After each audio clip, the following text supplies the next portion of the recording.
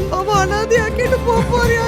ஐயோ, என் தலையெழுத்து நானே எழுதி கொண்டு உசுருக்கு என்ன சாமி? நம்ம ஆளுங்க தானே நம்மள இவ்ளோ தூரம் சப்போர்ட் பண்ணி கூட்டிட்டு வந்தாங்க. அவங்களுக்கு தெரியாதா அவங்களோட பெஸ்ட் ஹாலிடேஸ் நம்ம கூட தான்னு? GT Holidays, South India's #1 travel brand. Mansoor Ali Khan படத்தில் பண்ணும்போது மன்சூர் அலிகான் எப்பவுமே வந்து ஸ்ப்ரேவை தலையெல்லாம் போட்டுக்காரு. அந்த சாரல் நம்ம மேலெல்லாம் விழும். நாகேஷ் சார்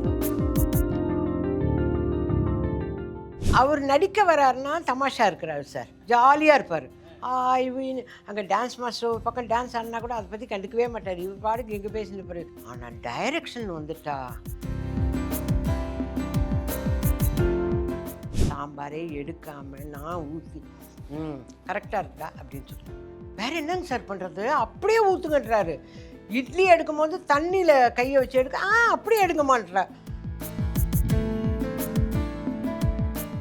மனோரமா அவங்கள வந்து சினிமாவுக்கு வந்ததுக்கப்புறம் தான் ஆச்சின்னு கூப்பிட்றேன். அதுக்கு முன்னாடி அத்தைன்னு தான் கூப்பிடுவோம். நான் சினிமாவுக்கு வந்தோடனே அவங்க வந்து இன்ஃபேக்ட் அழுதாங்க.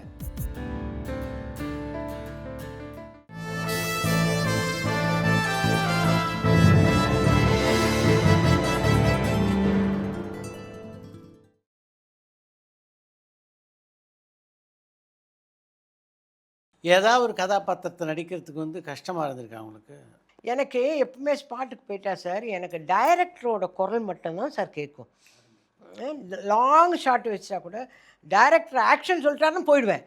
அது வண்டி ஸ்டார்ட் பண்ணுறாங்க இல்லை, அதில் விஜய் சேதுபதி இடம் பொருள் லெவலில் கத்துவார், அம்மா நான் ஸ்டார்ட் பண்ணுறதுக்குள்ள நீங்கள் பாட்டுக்கு இறங்கி போடுறீங்க. எனக்கு டைரக்டர் ஆக்ஷன் சொல்லிட்டார் தம்பி, அதுதான் கேட்டுச்சு. அந்த மாதிரி எனக்கு கான்சன்ட்ரேஷன் முழுக்க முழுக்க அவங்க என்ன சொல்கிறாங்களோ அதை செஞ்சிடணும் அப்படிங்கிறதுலே தான் இருப்பேன். அதனால் எனக்கு இது சிரமமாக இருந்ததான்னு எனக்கு தெரியலைங்க சார். டான்ஸுன்னு சொல்லிட்டாங்கன்னா எனக்கு டோட்டலாகவே சிரமமாக இருக்கும். சாங் எடுக்கிறாங்கன்னு சொன்னால் மட்டும் ஐயோ இன்றைக்கி சாங் எடுக்கிறாங்களே, அது மட்டும்தான் சார் சினிமாவில் நான் கஷ்டப்பட்டதே. சாங் எடுக்கும்போதும் லவ் சீன் எடுக்கும்போதும் தான் கஷ்டப்பட்டேன். இப்போ அண்ணி அக்கா அம்மா பாட்டின்னு வந்துட்டேன், இனியெல்லாம் ஆனால் இவங்கெல்லாம் ஹிந்தி படத்தை பார்த்து பாட்டி கூட டான்ஸ் ஆடலான்றாங்க பாருங்கள். அங்கே தான் பக்குன்னு எனக்கு ஐயோ டான்ஸ் ஆட விட்டுருவாங்களே. அன்றைக்கெல்லாம் மூட் அவுட் ஆன மாதிரியே மூணு வச்சுருப்பேன், யாரும் எங்கிட்ட வந்து பேசாத அளவுக்கு இருப்பேன். கான்சிட்டின்னு ஒரு படம் ரிலீஸ் ஆகிருக்கு சார், முழுக்க ஸ்கோர் பண்ணி தள்ளிட்டீங்களா? அதில் வந்து அது எனக்கு உண்மையிலே டைரக்டர் என்ன சொல்கிறாருன்னே எனக்கு புரியலைங்க சார். அவரே மெதுவாக தான் சார் பேசுவார். வரீங்க இப்படி தான் பேசணுமா, நம்ம பக்கமாக டைலாக் பேசுவோம், இது என்ன இப்படி சொல்லி வேணாம், நான் அவங்க என்ன சொல்கிறாங்களோ அதை செஞ்சுட்டு போயிடுவோன்னு. எனக்கு முதல் மரியாதையில் சார் எப்படி ஆக்ஷன் நடிக்க சொல்லி கொடுத்தாரோ அந்த மாதிரி அந்த ஹரீஷ் சார் சொல்லுங்கள் சார், அவர் என்ன சொன்னாரோ அதுதான் செஞ்சேன். ஆனால் இவங்கெல்லாம் வந்து பிரமாதமாக பண்ணிட்டீங்க. நம்ம என்னையா நடிக்கவே இல்லை அந்த படத்தில் பெரிய பேர் உங்களுக்கு கான்செப்ட். நான் நடிக்கவே இல்லை சார், உண்மையிலே நடிக்கலை சார். அவர் என்ன சொன்னாரோ அந்த தான் செஞ்சேன்.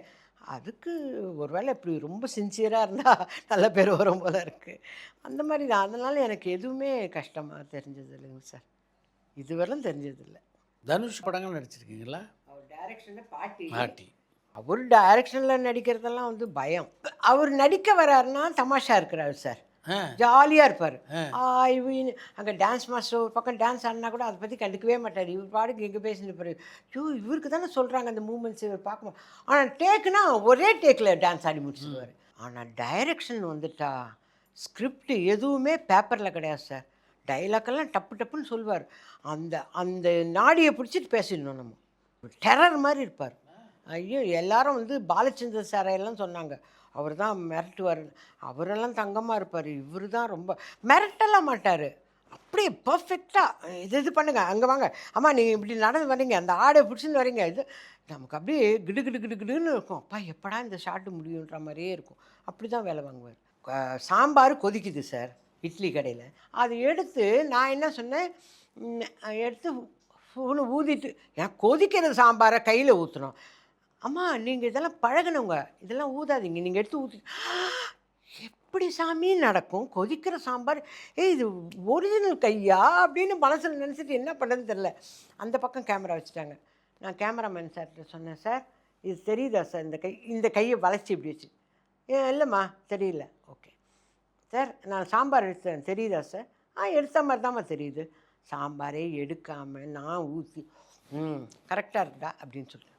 வேறு என்னங்க சார் பண்ணுறது, அப்படியே ஊற்றுங்கன்றாரு. இட்லி எடுக்கும்போது தண்ணியில் கையை வச்சு எடுக்க, அப்படியே எடுங்கம்மான்றா. ஐயையோ, அந்த மாதிரி ஒரு டெரர், அவர் டெரரான டேரக்டர். சாதாரண காமெடியெல்லாம் பண்ணவே மாட்டார், ஆனால் நடிக்கும்போது ஜாலியாக இருப்பார் சார், ஜாலியாக இருப்பார். ஐயோ இந்த புள்ள என்ன இவ்வளோ இப்படி இருக்கேன்னு. டைரக்ஷன் வந்துட்டா அது அவருக்குள்ளே வேறு ஏதோ பூந்துரும் போல இருக்குது, அப்படி தான் டைரக்ட் பண்ணுவார் அவர். வடிவம்மா வணக்கம். வணக்கம். படிக்காதவன்ல வந்து சிவாஜி சார் கூட நீங்க நடிச்சீங்க. ம் அந்த ஒரு பாண்டிங்கும் ம். முதல் மரியாதையில மெயின் கேரக்டராகவும் வந்ததுக்கும் உள்ள வித்தியாசம் உங்களுக்கு ஏதாவது தெரிஞ்சுதாம்மா? அந்த படிக்காதவனில் பண்ணும்போது அப்போ தான் அப்பாவோட நடிக்கிறேன். அதாவது வாக்கண்ணா வாக்கு அடுத்து முதல் மரியாதை பண்ணிவிட்டு அப்புறம் தான் படிக்காதவன் நடிக்கிறேன். முதல் மரியாதை வந்து எனக்கு கோவத்திலேயே நடித்த படம், அதனால் நான் சரியாகவே நடிக்கலைன்னு தான் சொல்லுவேன். அந்த படம் வந்து எங்கள் டைரக்டர் மேலே இந்த கோவத்திலேயே நடித்த படம். அந்த படத்துக்கு அடுத்து படிக்காதவன் பண்ணும்போது ரஜினி சாரை திட்ட போகிறோம், அதெல்லாம் எனக்கு பெருசாக படலை. சிவாஜி அப்பாவோட நான் பேர் பண்ணுறேன், அந்த ஒரு பெருமையிலேயே இருந்தேன் நான், அந்த ஒரு பெருமையிலேயே இருந்தது தான். அதே சமயத்துலமா விஜயகாந்த் சார் கூட நீங்க படம் எடுத்தீங்க, சொந்த படம் எடுத்தீங்க. ரைட்ஸை கூடி நீங்க தெரியாம இது பண்ணிட்டேன்னு சொல்லி ஒரு இன்டர்வியூல சொல்லியிருந்தீங்க. அதெல்லாம் அப்போது அப்போ விஜயகாந்த் சார் வந்து உங்களுக்கு வந்து எப்படி ஒருப்பட்ட ஒரு மனிதராக தெரிஞ்சாருங்க? அந்த பாண்டிங் சொல்றேன். அப்போ வந்து மனிதராக தெரிஞ்சார், நல்ல மனிதர். ஒரு ஒரு மனசில் ஒன்று வச்சுட்டு வெளியில் பேசுகிற மனுஷனே இல்லை. ஆனால் இப்போ அவர் இல்லைன்னும் போது அந்த மனிதர் தெய்வமாக தெரிகிறார். எவ்வளோ நல்ல விஷயங்களுக்கெல்லாம் நமக்கு உதவியாக இருந்திருக்கிறாரு. எனக்குன்னு இல்லை, அவர் எல்லாருக்குமே உதவி செய்வார். இவர் எம்ஜிஆர் சார் இதை செஞ்சார் அதை செஞ்சார்னு சொல்கிறாங்க, அதெல்லாம் நாங்கள் பார்த்ததில்ல. ஆனால் கண்ணெதிர்க்க பார்த்தது வந்து விஜயகாந்த் சார் தான், விஜயகாந்த் சார். ஆமாம். ரொம்ப நன்றிம்மா, உங்க கூட பேசுனதுல. உடம்ப பார்த்துக்குங்க, ஜாக்கிரதை. சரிங்களா? Thank you thank you. இந்த டைரக்டர் ஒரு கேரக்டர் சொன்ன உடனே அவர் அந்த கேரக்டரை நடித்து காட்டி உங்களுக்கு எக்ஸ்பிளைன் பண்ணணுன்னு எக்ஸ்பெக்ட் பண்ணுவீங்களா, இல்லை நீங்களே அதை உள்வாங்கிட்டு இந்த கேரக்டர் இப்படி இருந்தால் நல்லாயிருக்குன்னு நடிக்க ஆரம்பிச்சிருவீங்களா? நான் பிளாங்காக போயிடுவேன் சார், பிளாங்காக போயிடுவேன். சில டைரக்டர்ஸ் சொல்லும் போதே அந்த எமோஷனோடு சொல்லுவாங்க. இப்போ மகேந்திரன் சார் சொல்கிறது, நம்ம டைரக்டர் சொல்கிறது, அவங்கெல்லாம் சொல்லும் போதே அதை வாட்ச் பண்ணிட்டு ஓ இந்த மாதிரி தான் பண்ணணும் அப்படிங்கிறத நான் இது பண்ணிப்பேன். சில பேர் வந்து இப்போ வி சேகர் சார்லாம் வந்து நடிச்செல்லாம் காட்ட மாட்டார். அவர் டைலாக் சொல்லுங்கப்பா, அவர்கிட்ட 17 தடவை நம்ம மானிட்டர் பார்க்கும்போதே நம்ம ஒரு ஃபார்முக்கு வந்துடுவோம் சார். ஓகே இந்த மாதிரி கத்தி பேசினா தான் இவர் ஓகே சொல்லுவாருங்கிற ஒரு ஃபார்முக்கு வந்துடும். எனக்கு நிறைய இன்ஸ்பிரேஷன் வந்து பழைய படங்கள், சௌக்காரம்மா, அப்புறம் கண்ணாம்பாம்மா, எஸ் வரலட்சுமி அம்மா, இவங்களோட படங்கள்லாம் இருக்குல்ல, அதெல்லாம் தான் இன்ஸ்பிரேஷன் எனக்கு. ஸோ இந்த கேரக்டர் எஸ் வரலட்சுமி அம்மாலாம் இந்த கடுகடுன்னு பேசுறது, அது அதே மாதிரி பானுமதி அம்மா, அந்த அம்மா ஸ்ட்ரிக்டாக பேசுறதுலாம் பானுமதி அம்மாவை தான் நான் இன்ஸ்பிரேஷனாக எடுத்துப்பேன். அதெல்லாம் எடுத்து ரசிக்கக்கூடிய திமிரு. ஐயோ ஆமாம், அந்த திமிரை, அந்த அந்த பார்வை அப்படி திரும்புறது, அதெல்லாம் அதை தான் நான் வந்து கொஞ்சம் ரிச் இல்லை, ஒரு பணக்காரி திமிரு பிடிச்ச பானுமதி பண்ணும்போது உங்களுக்கு கொஞ்சம் உபயோகப்பட்டிருக்கும் இல்லை? எனக்கு வந்து பானுமதி அம்மா தான். அந்த அம்மா தான் ஓட்டமும் நடையுமா இருப்பாங்க, இறங்கி ஒரு ஸ்டெப்ஸ்லேருந்து வராங்க, டக் டக் டக் டக்குன்னு போவாங்க. அந்த அம்மாவெல்லாம் தான் இன்ஸ்பிரேஷனாக எடுத்துகிட்டு நடிப்பேன். நடிப்பு சொல்லி கொடுக்காத டைரக்டர்ஸ் சொல்லும் போது இவங்கெல்லாம் தான் எனக்கு குரு. மற்றபடி டைரக்டர்ஸ் அவங்க எமோஷனோடு பேசும்போது அதுலேருந்து பிக்கப் பண்ணிக்கிறது தான் சார். யார் நடிக்கிறதெல்லாம் அப்படி பரவசத்தோடு பார்த்துருக்கீங்க? எனக்கு நம்ம டைரக்டர் நடிக்கும்போது சொல்லுவேன் நான், அவர் வந்து எமோஷனலாக சொல்லுவேன், சார் நீங்கள் அழாதீங்க சார், வேண்டாம் சார், அழாதீங்க சார். ஏன் நான் அழுத நல்லா இல்லை சார், நல்லா இருக்குது, அதே அழுது எங்களுக்கு வராது இல்லை, அப்போ இங்கே நீங்கள் சொல்லிக் கொடுக்குறதெல்லாம் எல்லாரும் பார்க்குறாங்க, நாங்கள் சரியாக பண்ணலன்னா இவங்க எங்களுக்கு தப்பாக நினைப்பாங்க சார், அழுதெல்லாம் சொல்லி கொடுக்காதீங்கன்னு. அவர் இது வேறங்க சார். அதே மாதிரி பாலச்சந்தர் சார், பாலச்சந்தர் சார் வந்து நான் எதிர்பார்க்கவே இல்லை. அது வந்து பார்த்தாலே பரவசம்னு ஒரு படம், அதில் வந்து லாரன்ஸ்க்கு அம்மாவா, கருப்பு குடும்பம், நானும் மணிவண்ணன் சார்லாம் நடித்தோம். அதில் என்ன அந்த ஸ்டைலெல்லாம் அவர் தான் சார் சொல்லி கொடுக்குறாரு எல்லாருக்கும். இந்த ஹீரோக்கெல்லாம் ஸ்டைல் சொல்லி கொடுத்தது அவர் தான் சார். ஏன்னா அவர் லாரன்ஸ்க்கு சொல்கிறார், அப்படி போய் அப்படி திரும்பி வாடான்னு அந்த வயசில் நடிச்சு காட்டுறாரு சார். அவரையே பார்த்துக்கிட்டு இருந்தேன். அப்போ வசந்த் சார்கிட்ட போய் சொன்னேன், சார் எனக்கு கூட சொல்லிக் கொடுக்க சொல்லுங்கள் சார் அவரை, தயவு செஞ்சு. அவர் சொல்லிக் கொடுக்க மாட்டார், ஏன்னா நீங்கள் கரெக்டாக பண்ணுறீங்க, அவர் உங்களை ரசிக்கிறார், நீங்கள் பேசாமல் நடிங்க. சரி எனக்கு ஆசையாக இருக்குது சார் அவர் நடித்து காட்டணும்னு நான் பேசணுன்னு. அவர் ஒன்றா டைலாக் சொல்லிக் கொடுப்பாரு, அதை பார்த்துக்கோங்க. அந்த ஒவ்வொரு கேரக்டருக்கும் ஒரு டைலாக்கெல்லாம் ஒவ்வொரு கேரக்டருக்கும் ஒவ்வொரு வித்தியாசமாக சொல்லிக் கொடுக்குறதெல்லாம் அவர் பிரமாதமானவர்.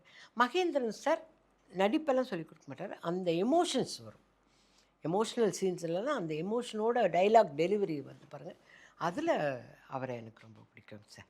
திரைப்படங்கள், தொலைக்காட்சி தொடர், நடுவில் டப்பிங்கு, ஆமாங்க, பின்னணி குரல் கொடுக்குறது, இப்படி ஓட்டமாகவே இருக்கீங்களே, எப்படி இருக்குது? நல்லா இருக்குது சார். இந்த இந்த 2 மாதமாக ஓடாமல் வச்சுருக்காங்க பாருங்கள், என்னால் தாங்க முடியல வீட்டில். அதுக்காகவே நான் என்ன பண்ணுறது, இப்போ நான் வந்து விஜய் டிவி ஃபங்க்ஷன் போகிறேன், ப்ரோக்ராம் போகிறேன், அதில் எனக்கு ஒன்றும் ஸ்ட்ரெயின் ஆகிற வேலையே கிடையாது. நான் உட்காந்து பார்க்க வேண்டியது தான். அதை பார்த்துட்டு எனக்கு தெரிஞ்ச கமெண்ட்ஸை சொல்லுவேன். அவங்களோட ப்ரோக்ராம்லாம் நான் வீட்டில் இருக்கும்போது டிவி போட்டேன்னே எனக்கு அந்த பாட்டுங்க பிடிக்கும், அதுவும் இந்த குழந்தைங்க பாடுறது எனக்கு ரொம்ப அதை கேட்டுக்கிட்டே வேலை பார்ப்பேன். ஏதாவது ஒரு பிள்ளை ரொம்ப நல்லா பாடுதுன்னா உட்காந்துருவேன். அந்த புள்ள பண்ணுறதெல்லாம் மைண்டில் ஏற்றிப்பேன். என்னை இந்த ப்ரோக்ராமுக்கு கூப்பிடுவாங்கங்கிறதுக்காக இல்லை, எங்கேயாச்சும் இந்த பிள்ளைங்களை மீட் பண்ணால் நம்ம சொல்லணும் அப்படின்னு தான் நான் நினச்சிப்பேன். ஆனால் அது இன்னும் அமைஞ்சிடும், எனக்கு அந்த ப்ரோக்ராமில் போய் நான் பார்ட்டிசிபேட் பண்ணுற மாதிரி அமைஞ்சிடும். அப்போ கரெக்டாக சொல்வேன். அதே மாதிரி டிவி சீரியல்ஸும் ஒழுங்காக பார்ப்பேன். எனக்கு என்னென்னா அந்த ஆர்டிஸ்ட்டுங்களை பார்க்கும்போது அப்ரிஷியேட் பண்ணி சொல்லணும், இல்லைன்னா ஃபோன் பண்ணி சொல்வேன் சார். அவங்க ஃபோன் நம்பர் கண்டுபிடிச்சி, அம்மா அன்னத்தில் அந்த டைலாக் ரொம்ப பிரமாதமாக பண்ணியிருக்கேன். அதே மாதிரி சத்யபிரியா அம்மாவுக்கு ஃபோன் பண்ணி, எதிர்நீச்சலில் இப்போ தான் நீங்கள் வந்து வரலட்சுமி வந்ததுக்கப்புறம் தான் நல்லா இருக்குது, இப்படி தான் இருக்கணும், இப்படியெல்லாம் எனக்கு பிடிக்கும் சார். அது நண்பர்களுக்காக பேச. வடிவரசியம்மா, வணக்கங்கம்மா. வணக்கம். நல்லா இருக்கீங்களாம்மா? நல்லா இருக்கேன். சித்ரா சார் நல்லா இருக்கீங்களா சார்? அருமை அருமை, வணக்கம். எனக்கு ஸ்பெஷலா எனக்கு என்ன பிடிச்சதுன்னா, வி சேகர் சார், டைரக்டர் சாரோடைய மூவிஸ் எல்லாம் வந்து நான் ரெகுலரா பார்ப்பேன். நான் ரெகுலரானா எல்லாமே ஃபேமிலி சப்ஜெக்டா இருக்கும். அதுலயும் வந்து பிறந்த வீடா புகுந்த வீடான்ற ஒரு படம் வந்து மிஸ்டர் கவுண்டமணி சார் கூட நீங்க நடிச்சிருப்பீங்க. அது ரொம்பவே நல்லா இருக்கும். அதை பார்க்கும் போதெல்லாம் எவ்வளவு கவலைகள் இருந்தாலும் வந்து எனக்கு ரொம்ப நான் அந்த டைரக்டர் நான் மிஸ் பண்றேன். என்ன காரணம்னா, அந்த ஃபேமிலி சப்ஜெக்டா பார்க்கும்போது அப்போ நிறைய படம் வந்திருக்கு. உங்களுக்கு நான் சொல்லி புரிய வைக்க தேவைன்னா நிறைய படங்கள் இருக்கு. அதுல வந்து என்னோட ஃபேவரட் வந்து பிறந்த வீடா புகுந்த வீடான்றதுல அதுல நீங்க ரொம்ப சூப்பரா ஆக்ட் பண்ணிருப்பீங்க. எனக்கு ரொம்ப பிடிக்கும் உங்களை. அதே மாதிரியே பெரிய பெரிய ஹீரோவெல்லாம் கூட நீங்க வில்லியா நடிச்சு அவங்களெல்லாம் அவங்க எந்த அளவுக்கு ஆக்ட் பண்றாங்களோ அந்த அளவுக்கு நீங்களும் செம்மையா சூப்பரா பண்ணிருப்பீங்க. அதெல்லாம் எனக்கு ரொம்ப பிடிக்கும். உங்கள்ட்ட பேசுனது ரொம்ப மகிழ்ச்சி எனக்கு. இன்னும் ஒரு 9 நிமிஷம் இருக்கு, அதுக்குள்ள இன்னொரு நேயர் பேசி உங்கள்ட்ட பேசுறது அவங்க சந்தோஷப்படும். நான் கட் பண்ணிக்கிறேன். நன்றி. Thank you so much. Thank you sir. Chitra sir ரொம்ப நன்றி. நீங்க மேலும் எங்களுக்கு இந்த மாதிரி நிகழ்ச்சியை தொகுத்து வழங்கணும். நாங்க இன்னும் எங்களுடைய கவலையெல்லாம் மறந்து உங்க நிகழ்ச்சியை பார்த்து சந்தோஷமா இருக்கணும் sir. Thank you so much sir. நன்றி நன்றி. அம்மா நன்றிங்கம்மா. தேங்க்யூ. நன்றி. மனோரமாவுக்கு உங்களுக்குள்ள பழக்கத்தை பற்றி சொல்லுங்கள். அவங்கள வந்து சினிமாவுக்கு வந்ததுக்கப்புறம் தான் ஆச்சின்னு கூப்பிட்றேன். அதுக்கு முன்னாடி அத்தைன்னு தான் கூப்பிடுவோம். ஏன்னா பெரியப்பா கம்பெனியில் யார் நடித்தாலும் அத்தை, சித்தப்பா, மாமா இப்படி தான் எங்களுக்கு எல்லாமே. அவங்க நிறைய படம் நடிச்சிருக்காங்க. ஆமாம், நிறைய படம். அதனால் என்னை சின்ன குழந்தையிலேருந்து தெரியும் அவங்களுக்கு. அதனால் அத்தைன்றதா ஆச்சின்றதான் ஆகிப்போச்சு. இப்போது எனக்கு வந்து அவங்கள ரொம்ப பிடிக்கும். நான் சினிமாவுக்கு வந்தோடனே அவங்க வந்து இன்ஃபேக்ட் அழுதாங்க, ஏண்டா கண்ணு நீ நடிக்க வந்த அப்படின்னு. அது என்னவோ, ஏன்னா எங்களை அப்படி பார்த்துட்டவங்க அவங்க. இப்போ நாங்கள் வந்து முடியல, அதனால் சினிமாவுக்கு வந்துட்டாங்க அப்படிங்கிற மாதிரி நினச்சி ரொம்ப ஃபீல் பண்ணாங்க. எனக்கு அவங்கள ரொம்ப பிடிக்கும். எங்கே அவுடோர் போனாலும் அவங்க இருக்கிறாங்கன்னா என்னை கூப்பிட்டு பக்கத்தில் உட்கார வச்சுக்குவாங்க. ஏன்னா அந்த இது ஏபிஎனப்பா பாண்டிங்கில் அவங்களாகட்டும், எஸ்என் பார்வதி, காந்திமதி அத்தை, விஜயகுமாரி அத்தை இப்போவும் எனக்கு டச்சில் தான் இருக்காங்க. ஃபோன் பண்ணி பேசுவாங்க. ஏதாவது கரெக்ஷன்னா சொல்லுவாங்க, நீ அந்த இடத்துல மேக்கப்பே சரியாக போடல, நீ அழகாக போடணும், லிப்ஸ்டிக் நல்லா போடணும். சரிங்க அத்தை, சரிங்க அத்தை. ஏதாவது ஃபங்க்ஷன் ப்ரோக்ராம் பார்த்துட்டாங்கன்னா கூட, இதில் என்னம்மா பேசுகிற நீ அப்படின்னு. ஏன்னா எனக்கு கண்ணகி அப்படின்னு புக்கில் படித்ததுலேருந்து இந்த நிமிஷம் வரலாம் கண்ணகினா விஜயகுமாரி அம்மா தான் எனக்கு தெரியும். அதனால் அவங்க எல்லாருமே இப்போவும் டச்சில் இருக்காங்க. அவங்க எல்லாருமே டச்சில் இருக்காங்க.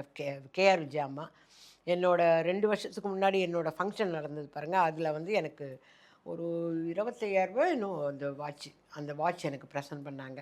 கேரேஜ் கேஆர்ஜி அம்மா என் பர்த்டேக்கு ப்ரெசென்ட் பண்ணாங்க. அவங்களும் அப்படி தான். இப்போவும் ஏதாவதுன்னா ஃபோன் பண்ணி பேசுவேன், நான் வரேன்னுவேன், அவங்க வீட்டுக்கு போவேன். அந்த மாதிரி அதெல்லாமே பெரிய விஷயம். நான் வந்து சின்ன வயசில் அவங்களெல்லாம் ஹீரோயினாக பார்த்துட்டு அவங்க இப்போ வந்து வா வடிவு நம்ம வீட்டுக்கு வா, வந்து உட்காந்துட்டு போ, கொஞ்ச நாள் இரு இங்கே அப்படின்னு சொல்கிற அளவுக்கு இருக்கிறாங்கன்னா, இதெல்லாம் தான் சார் நான் நிறைய சம்பாதிச்சிருக்கேன். நண்பர்களுக்கு வடிவுக்கரசி மேடம், வணக்கம் மேடம். ஸோ உங்களை வந்து நிறைய படங்கள்ல அண்ட் சீரியல்ஸ் எல்லாம் பார்க்க வாய்ப்பு கிடைச்சது எனக்கு. ஸோ எனக்கு வந்து உடனே உங்க பேர் சொன்ன உடனே உடனே மைண்டுக்கு ஒரு பெர்ஃபார்மன்ஸ்னு சொன்னோம்னா டக்குன்னு வந்து எல்லாத்தையும் தாண்டி ஒரு அருணாச்சலம் படத்துல நீங்க ஒரு ரோல் பண்ணிருப்பீங்க ரஜினி சாரோட. ஸோ அதே ரஜினி சாரோட சிவாஜி படத்துலயும் ரோல் பண்ணிருப்பீங்க டிஃப்ரெண்ட் ஷேட்ஸ்ல. ஸோ அந்த 2 படத்துலயும் ஒர்க் பண்ண எக்ஸ்பீரியன்ஸ் எப்படி? எனக்கு அருணாச்சலத்தில் ஒர்க் பண்ணதை விட சிவாஜியில் ஒர்க் பண்ணது தான் ரொம்ப சந்தோஷமான விஷயம். ஏன்னா அவருக்கு நல்ல அம்மாவா, வீராவுக்கு அப்புறம் நல்ல அம்மாவா அவரோட சேர்ந்து நடித்தது. இது அருணாச்சலத்தில் அவரை திட்டுற மாதிரி நடித்தது வந்து ஒரு பயமாகவே இருந்தது. அதுக்கான ஆப்போசிஷன்லாம் வெளியில் பப்ளிக்கில் நடந்தது. அதனால் அருணாச்சலத்தை விட எனக்கு சிவாஜி தான் பிடிக்கும். இந்த ரோஜான்னு ஒரு சீரியல்ல பண்ணுங்க. ஸோ அது எங்க வீட்டில் ரெகுலராக பார்ப்பாங்க. ஸோ அதுலேயுமே உங்களோட ரோல் நல்லா இருக்கு. ஸோ இந்த சீரியல்ஸில் ஒர்க் பண்ணுறது உங்களோட எக்ஸ்பீரியன்ஸ் எப்படி? சீரியல்ஸில் ஒர்க் பண்ணுறது ஒரே லைனில் சொல்லணுன்னா கொடுமைக்கார மாமியார் வீட்டில் இருக்கிற மாதிரி, ஓகேங்களா.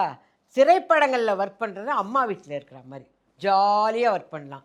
ஆனால் சீரியலில் அப்படி கிடையாது. காலையில் 10 மணிக்கு ஆரம்பித்தா ராத்திரி 8 மணி வரைக்கும் நம்மளே தான் பேசணும், நம்மளே பேசிகிட்டே இருக்க வேண்டியது தான். அதனால அது கொஞ்சம் கஷ்டம். Thank you thank you thank you, God bless you. நாகேஷோட பழகக்கூடிய வாய்ப்பு எப்போ? வாக்கண்ணாவால் நாகேஷ் சாரோட பண்ணியிருக்கேன். அப்புறம் மன்சூர் அலிகான் எடுத்தார் பாருங்க, அந்த படத்துலையும் சாரோட பண்ணியிருக்கேன்.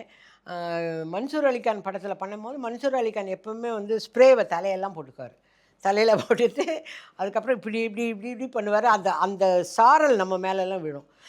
நாகேஷ் சார் அவன் குளிச்சிருக்க மாட்டான், அதனால் இங்கே வந்து குளிக்கிறான் பாருன்னாரு. ஐயோ, நம்ம இப்போ மன்சூர் அலி இவர் சொன்னதுக்கு சிரிக்கிறதா, மன்சூர் அலிகானை பார்த்து பேசாமல் இருக்கிறதான்ற மாதிரியே இருக்கும்.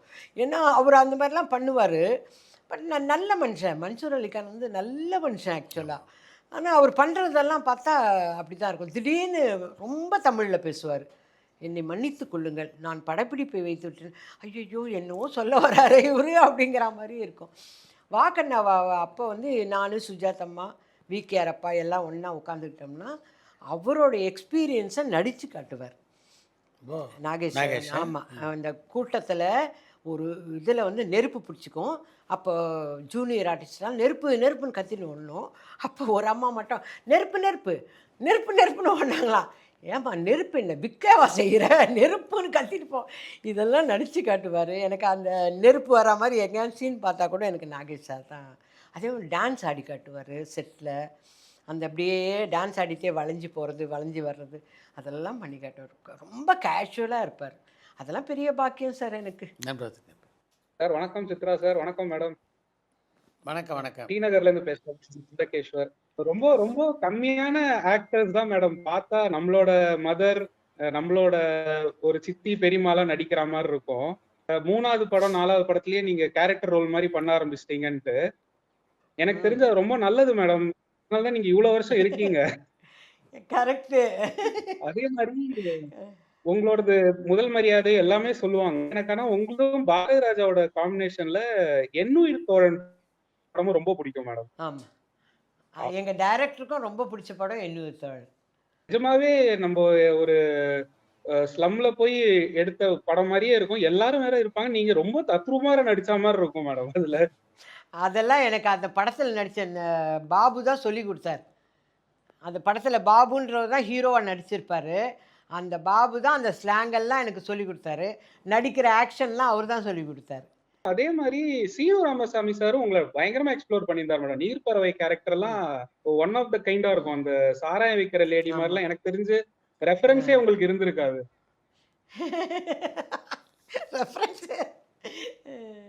ஆமா மேடம், ஏன்னா அதுக்கு முன்னாடி சாராயம் காய்ச்சறாங்கன்னா மேல் தானே இருப்பாங்க. நான் இது வரைக்கும் பார்த்தது இல்ல. இப்ப என்னோட ஃப்ரெண்டு ஒருத்தர் ரீசெண்டா ரைட்டர் பிரபஞ்சன் அவரோட நாவல்ல இருந்து ஷார்ட் பிலிம்லாம் எடுக்க பார்த்துட்டு இருக்கும்போது மீன்னு ஒரு ஷார்ட் ஸ்டோரி எடுத்தான். அதுக்கு சும்மா யூடியூப்ல இதுக்கு முன்னாடி யாராவது எடுத்திருக்காங்களான்னு பார்த்தா டிடில அப்பவே நீங்க நடிச்சிருக்கீங்க சீரியல்ல. ஒரே ஒரே ஒரே ஒரு மேடம், ஆக்சுவலா எங்களுக்கு இப்ப தெரியும், சின்ன ஃபேன் இருக்காங்க, அவங்களுக்கு உங்களை சிவாஜியோட அப்பாவாவும் ரோஜாவோட பாட்டியாவும் தெரியுமா? தேங்க்ஸ் குட்டி. நமஸ்காரம். நமஸ்காரம். என்ன அவன் பேரு? உங்க பேர் சொல்லுங்க கண்ணு. சாரு ஷீலா, 2 பேரா? சாரு. அழகு. என்ன படிக்கிறீங்க? அப்படி என்ன படிக்கிறீங்க? எக்ஸைட்மென்ட்ல. ஐயோ, என் பேத்தி மாதிரி. சாரு ஷீலா. கேளுங்க கண்ணு. ஆனா மேடம் இப்போ கான்சிட்டி இல்ல கான்சிட்டி audio launch Rajini sir audio launch ஸ்பீச்சுக்கு எதிர்பார்க்கற மாதிரி இனிமே அடுத்த ஆடியோ லான்ச் உங்களுக்கு எதிர்பார்க்கணும்னு நினைக்கிறேன் மேடம்.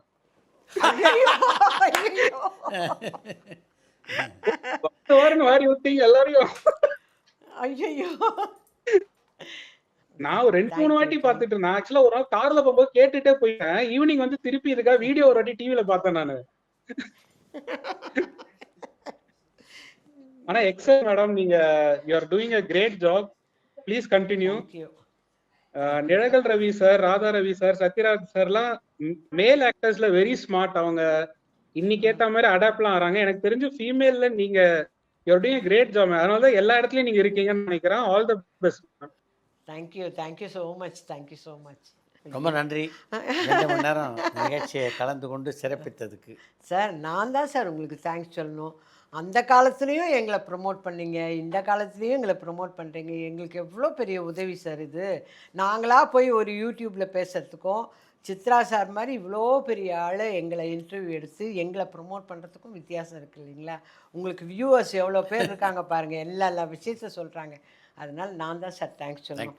எனக்கு லைவ் ப்ரோக்ராம் நீங்கள் கூப்பிட்றீங்கன்னு சொன்ன உடனே ஓகேப்பா வந்துடுறேன் அப்படின்னு சொன்னேன். தேங்க்யூ ஸோ மச்சுங்க சார். எப்போவுமே இதே மாதிரி நீங்கள் எங்களுக்கு ஆதரவு கொடுத்துக்கிட்டே இருக்கணும். உங்கள் ஆதரவு மூலிமா எனக்கு நிறைய வேலை கிடைக்கணும் சார். Thank you sir. மீண்டும் வேறு ஒரு கலைஞருடன் இந்த நிகழ்ச்சியில் சந்திப்போம். நன்றி, வணக்கம்.